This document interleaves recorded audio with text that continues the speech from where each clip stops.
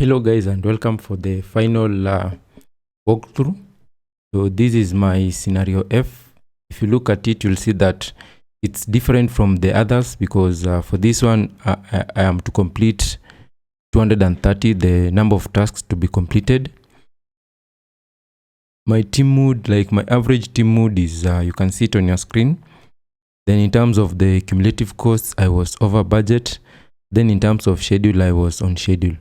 And I'll reiterate that if you want to complete the project with a given number of under a given schedule, you'll have to increase the number of meetings, and also you have to adjust on your team size. So that's why you're seeing that it's somehow more expensive than what I had planned. Then in terms of the project progress, this is it.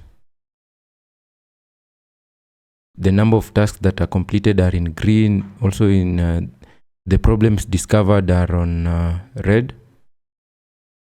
Then in terms of resources, my team average was 6. So meaning each task completed per person was 0.3 tasks. Then the team process, this is, you can just see it. Then the management targets, this is just an overview of to see how I performed. Then in terms of my scope breakdown, in terms of project scope rating, I had the maximum. Then in terms of project schedule rating, I had the maximum also. Then in terms of the project resource rating, I had 171 out of 200.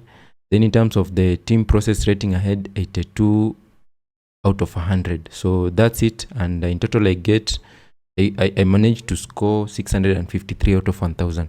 So that's it on my walkthrough. Have a nice time.